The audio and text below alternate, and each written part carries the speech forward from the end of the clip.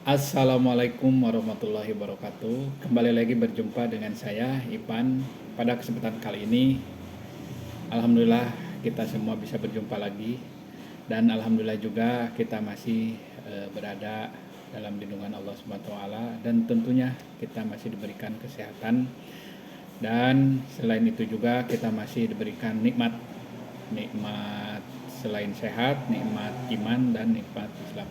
Pada kesempatan kali ini saya akan mencoba berbagi ilmu, berbagi wawasan terkait pembinaan narapidana, dan tentunya pembinaan narapidana itu sendiri asing bagi masyarakat yang belum pernah ke lapas, atau keluarga masyarakat yang belum pernah merasakan apa itu pembinaan narapidana. Nah, pembinaan narapidana itu sendiri ada dasar hukum. Jadi kita sebagai petugas lapas tentu tidak bekerja, tidak melaksanakan kegiatan-kegiatan sesuai dengan keinginan sendiri, tapi kita melaksanakan kegiatan itu sesuai dengan aturan yang ada. Dan aturan itu sendiri yang akan dibahas pada kesempatan kali ini yaitu mengenai peraturan pemerintah nomor 31 tahun 1999 tentang pembinaan dan pembimbingan warga binaan pemasyarakatan. Di sana dijelaskan bahwa apa yang dimaksud dengan pembinaan.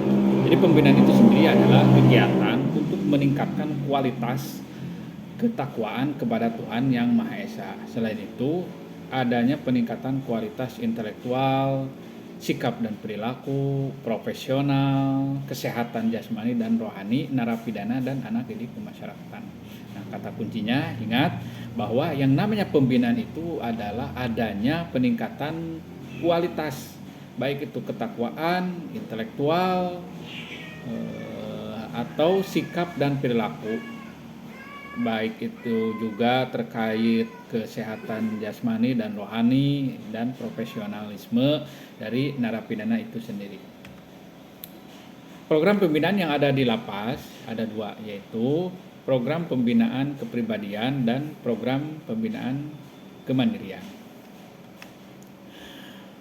Aspek-aspek kegiatan pembinaan kepribadian ada 7 di peraturan pemerintah tersebut, yaitu yang pertama, ketakwaan kepada Tuhan Yang Maha Esa. Nah, ketakwaan kepada Tuhan Yang Maha Esa itu sudah jelas bahwa kita harus mempunyai data awal dari warga binaan, apakah warga binaan tersebut ketika di luar rajin beribadah atau tidak.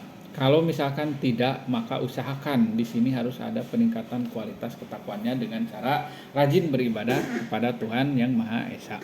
Kalau misalkan di luarnya sudah rajin beribadah, maka tingkatkan kualitas itu dengan kegiatan-kegiatan positif, bisa mengikuti kegiatan-kegiatan keagamaan yang lainnya, dan tentunya ilmu yang diterapkan di lapas itu ilmu yang baru bagi warga binaan tersebut, karena adanya peningkatan itu berarti adanya perubahan, baik itu dari perubahan ketakwaan atau perubahan-perubahan yang lainnya.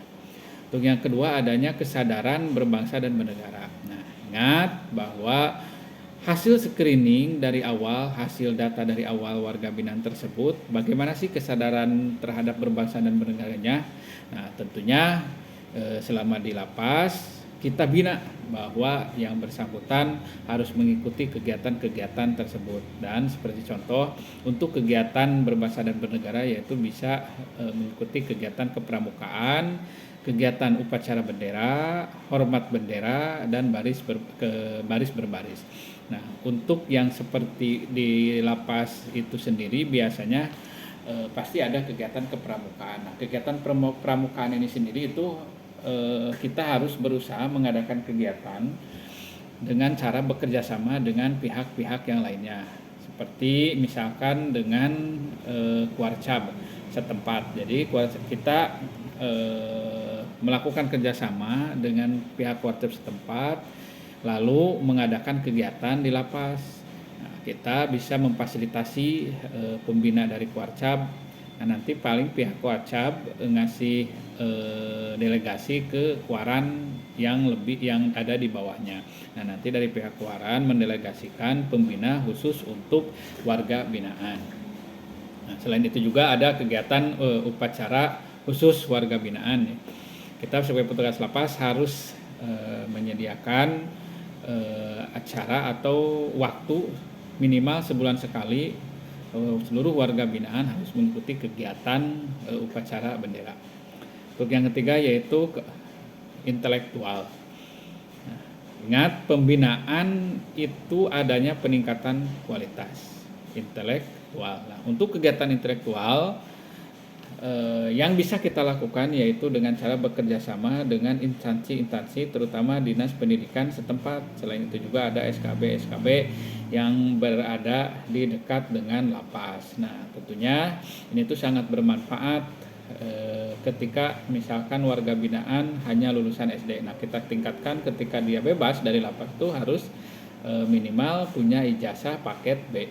Dan begitu juga selanjutnya ketika warga binaan hanya lulusan SMP, kita tingkatkan supaya warga binaan menjadi ketika bebas itu sudah mempunyai ijazah paket C. Nah, itulah yang membedakan pembinaan adanya peningkatan kualitas terhadap kemampuan intelektual warga binaan.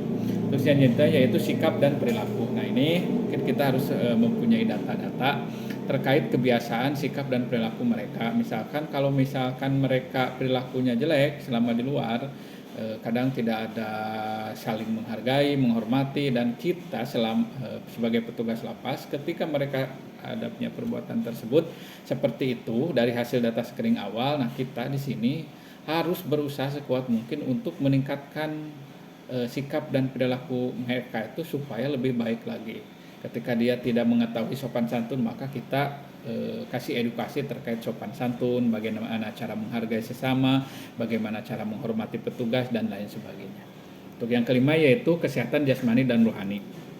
Nah, ini adalah suatu paket lengkap di mana ketika jasmaninya sehat, maka secara otomatis dia akan menerima atau rohaninya pun akan sehat. Kita bisa melakukan kegiatan-kegiatan olahraga baik itu secara komunal atau secara individu yang dilaksanakan oleh seluruh warga binaan. Jangan sampai warga binaan di sini itu hanya tidur-tiduran di kamar yang tidak jelas kegiatannya. Usahakan setiap hari adanya kegiatan olahraga baik itu pribadi atau secara komunal. Yang keenam adalah adanya kesadaran hukum. Nah, kesadaran hukum itu seperti kita ketahui bahwa warga binaan atau tahanan yang masuk ke dalam lapas itu tentu mereka itu tidak mempunyai pengetahuan hukum yang lebih lanjut, dan kita juga pun sebagai petugas, apalagi petugas lapas yang hanya lulusan SMA, pasti tidak mengetahui aturan-aturan atau hukum-hukum, nilai-nilai yang ada di masyarakat. Dan kita bisa bekerja sama atau melakukan kegiatan-kegiatan baik itu berupa penyuluhan hukum dan bantuan hukum. Untuk penyuluhan hukum itu kita bisa bekerja sama dengan peradi setempat atau lembaga bantuan hukum lainnya yang ada di sekitaran lapas, ataupun kita bekerja sama baik itu dengan instansi pemerintah seperti Setda, Sekretariat Daerah setempat, atau Badan Bakes Bangpol supaya badan tersebut mengadakan kegiatan di lapas. Terus yang ketujuh yaitu integrasi sehat dengan masyarakat. Nah, reintegrasi sosial ini tuh adalah upaya untuk membaurkan warga binaan dengan masyarakat, dan tentunya ini tuh adalah hak-hak warga binaan yang telah memenuhi persyaratan. Pembinaan kemandirian, tadi saya sudah jelaskan terkait pembinaan kepribadian. Nah, ini untuk pembinaan kemandirian, jadi lebih ke arah profesionalisme. Jadi pembinaan kemandirian ada dua, yaitu adanya keterampilan kerja. Nah, keterampilan kerja ini tuh bisa berupa pelatihan-pelatihan kerja. Jadi pelatihan kerja misalkan ada kegiatan pelatihan peternakan, pelatihan pertanian, pelatihan perikanan, pelatihan tata boga, dan sebagainya. Nah, untuk selanjutnya yaitu adanya latihan kerja dan produksi. Jadi hasil dari pelatihan tersebut, nah, warga binaan bisa langsung kerja praktek atau latihan kerja di lapangan. Ketika misalkan ada pelatihan perikanan, nah, otomatis langsung diimplementasikan dengan adanya kegiatan latihan kerja terkait perikanan tersebut. Dan kalau misalkan hasil darinya itu bagus, maka bisa menularkan ke warga binaan yang lainnya. Selain itu juga ada latihan kerja dan produksi. Nah, produksi ini sendiri bisa berupa hasil hasil kegiatan yang dilaksanakan oleh warga binaan, misalkan adanya produk-produk hasil warga binaan, dan tentunya produk-produk ini harus laku di masyarakat. Jangan sampai kita melakukan produksi tapi tidak laku di masyarakat.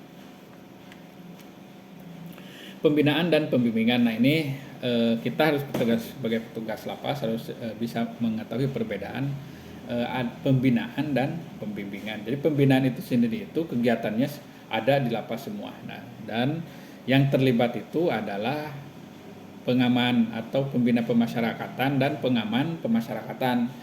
Jadi hanya dua. Nah, untuk pembimbingan dilaksanakan oleh pihak PK atau pihak Bapas, pembimbing kemasyarakatan atau Balai Pemasyarakatan.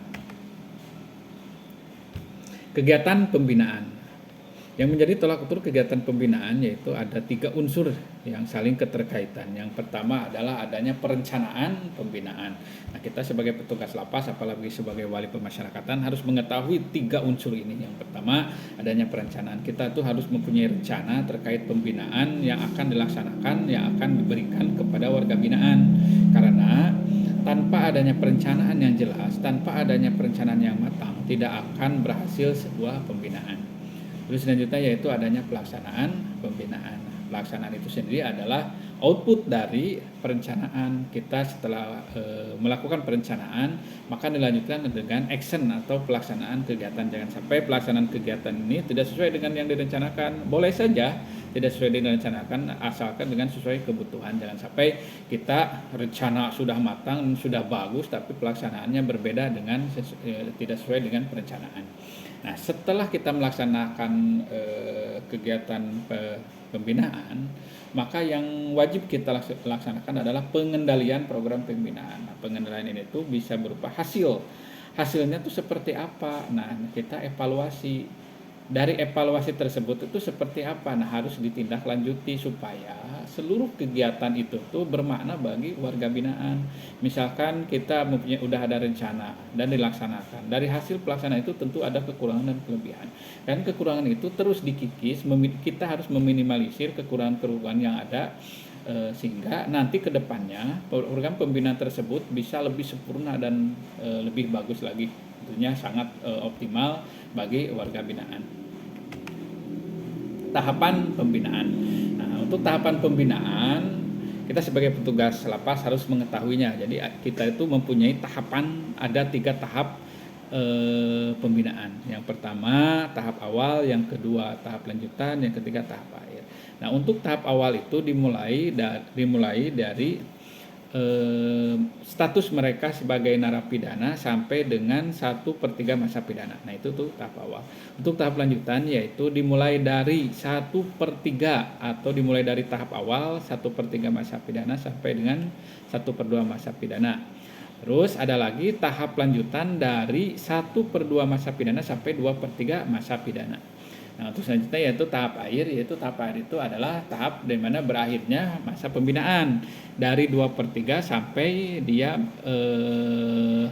menjalani atau sampai habis masa pidana, atau dari 2/3 itu mereka langsung bebas dari lapas. Nah, itulah tahap akhir. Pembinaan tahap awal.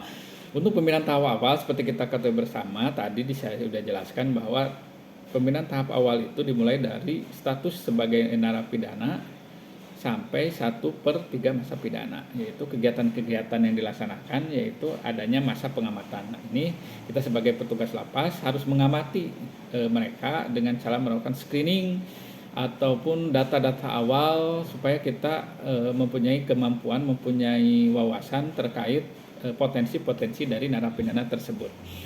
Terus setelah itu kita harus melakukan pengenalan, penelitian lingkungan paling lama itu selama 1 bulan. Yang kedua, adanya perencanaan program pembinaan baik itu kepribadian dan kemandirian. Nah, ini jadi setiap tahapan itu ada rencana, ada pelaksanaan, dan ada evaluasi. Jadi setiap perencanaan itu harus sesuai dengan potensi atau hasil screening tersebut, karena harus ada kesesuaian.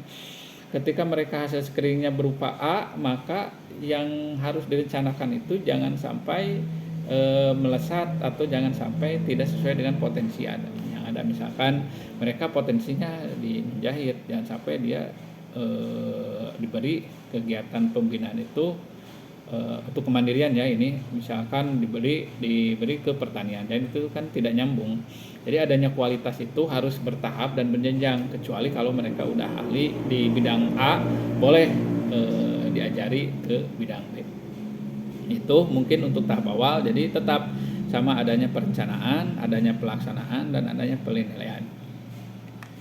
Untuk pembinaan lanjutan tadi sudah saya sebutkan bahwa untuk tahap lanjutan itu dimulai dari 1/3 sampai setengah, terus dilanjutkan dengan setengah sampai 2/3 masa pidana. Nah, seperti tadi juga sama di pembinaan tahap lanjutan itu ada perencanaan, ada pelaksanaan, dan penilaian. Tetap, jadi semua tahapan itu ada 3 unsur tersebut untuk pembinaan tahap akhir. Nah, untuk pembinaan tahap akhir yang menjadi persoalan itu yaitu kita adanya perencanaan terkait program reintegrasi sosial. Terus yang kedua adalah pelaksanaan program integrasi dan pengakhiran pelaksanaan pembinaan tahap akhir. Nah, ini pelaksanaan tahap akhir itu yaitu berupa bebas bersyarat, baik itu program cuti bersyarat, cuti menjelang bebas, atau pembebasan bersyarat. Nah, setiap tahapan-tahapan pembinaan itu harus melalui sidang TPP, tim pengamat pemasyarakatan. Jadi usahakan setiap masukan-masukan, baik itu yang direncanakan atau pelaksanaan kegiatan itu, ada masukan dari anggota tim TPP. Dan harus diingat bahwa seluruh sidang TPP itu harus sesuai dengan rekomendasi atau hasil dari Litmas. Jadi harus diperhatikan tuh hasil litmasnya itu seperti apa, terutama di pembinaan tahap awal ya, di awal pembinaan awal. Nah, itu hasil rekomendasi dari pihak Bapas, yang bersangkutan itu potensinya apa, lalu kita kasih rencana kegiatan pembinaan dan harus sesuai dengan rekomendasi-rekomendasi yang ada di hasil litmas yang telah dilaksanakan oleh petugas kemasyarakatan PK, petugas kemasyarakatan dari Bapas. Apabila ada narapidana yang tidak memenuhi persyaratan asimilasi atau integrasi sosial, maka kita sebagai petugas lapas harus mengadakan kegiatan, harus melakukan kegiatan pembinaan secara khusus yang sesuai dengan potensi warga binaan, karena tidak semua warga binaan yang mempunyai meskipun dia mempunyai hak, tapi tidak semua bisa ikut program karena ada syarat-syarat tertentu yang memungkinkan warga binaan tidak memenuhi persyaratan. Sekian, mungkin itu saya jelaskan. Mudah-mudahan bermanfaat bagi masyarakat pada umumnya dan saya sendiri pada khususnya, dan semoga ini tuh bermanfaat bagi seluruh petugas lapas yang ada di seluruh Indonesia. Sekian, akhirul kalam. Assalamualaikum warahmatullahi wabarakatuh.